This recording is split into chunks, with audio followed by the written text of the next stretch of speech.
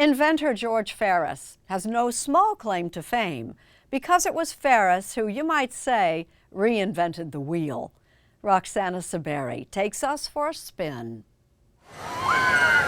For many, summer fun means thrill rides that soar, swirl, and defy gravity. But if you need a break from holding your breath, there's one attraction that lets you catch it. The Ferris Wheel, a slow-moving salvation. What goes up must come down. From all that speed. What was your favorite part about the ride? The top part. You could see like everything from up there. It's been turning for more than 130 years. So why is it called Ferris? Not many people know about George Washington Gale Ferris. Paul Derica is the director of exhibitions at the Chicago History Museum. Who was George Washington Gale Ferris? A up-and-coming engineer in the early 1890s. He'd been born in Illinois. He moves to Pittsburgh. And it's around this time that the announcement goes out that the World's Fair organizers in Chicago are seeking a large-scale attraction. One that would top the pièce de résistance at the previous World's Fair in Paris. What a lot of people were responding with were designs that were very similar. We'll just build a bigger tower than the Eiffel Tower. But it was George Washington Gale Ferris who had the idea to make something on a similar scale, but allow it to move. Legend has it he was inspired by watching a water wheel turn. He believed all along in the science, in the engineering, and he knew that it could work. Even though it hadn't been done on that scale before. Even though it hadn't been done. Built in less than 6 months, his wheel opened to the public in June 1893. The steel structure was massive, climbing 264 feet, with 36 cars, each carrying 60 passengers. At the time, it was the tallest object in Chicago. Today, an ice rink sits in its place. What was the reception when the Ferris wheel opened here?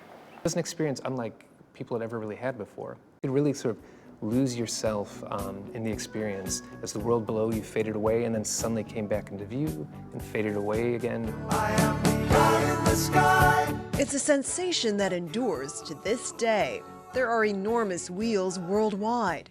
In London, Las Vegas, and this one in Dubai rises more than 800 feet. This is the brains of the operations. We paid a visit to the command center at the Dream Wheel in New Jersey. What's the blue line? So the black line is your wind speed, the blue line is your relative humidity. So there's a lot of moving parts. No pressure. He's David Moore is the Dream Wheel's general operations manager. The original Ferris wheel was steam driven. We are 100% electronic. No steam, no hydraulics, just all electronics. What makes a wheel so enticing to engineers like yourself?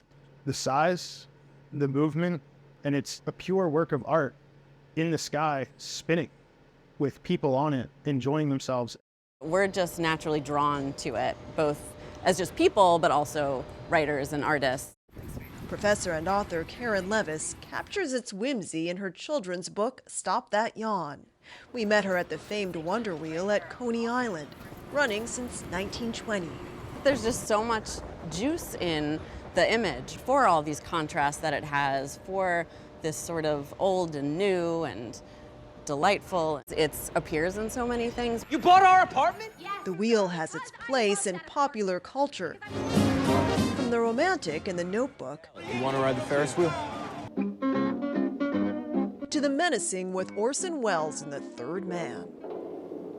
Don't think they'd look for a bullet wound after you hit that ground. As for the original, Paul Derica says it came to a halt soon after the Chicago World's Fair. Nobody wants it, so they decide basically to dynamite it, and that's the sad end of the original Ferris wheel. They demolished it. They demolished it. And out of over 100,000 parts, All right, let's see what's inside. this bolt That's much larger than I thought it would be. is one of the few pieces that remain. What Ferris built also broke him. He went bankrupt, got typhoid fever, and died at age 37 in 1896. But all these years later, his invention keeps spinning, bringing a smile to Ron, Tom, and Cougar Peck. How are you related to George Washington Gale Ferris? He is our great-great-great-great uncle.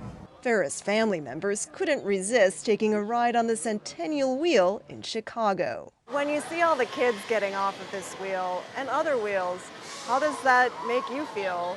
Yeah, we're very proud. The tradition's carrying on.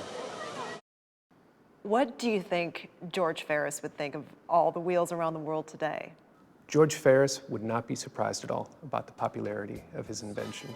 He had complete faith in himself. He knew it would work. He would probably say, as he kind of surveyed the world and looked at things like the Wonder Wheel in Coney Island or the London Eye, is like, see, I told you so. This is a great attraction. It really does give you pause, time to pause. Yeah, absolutely. Let's just hang out up here for a while. Let the spinning wheel fly.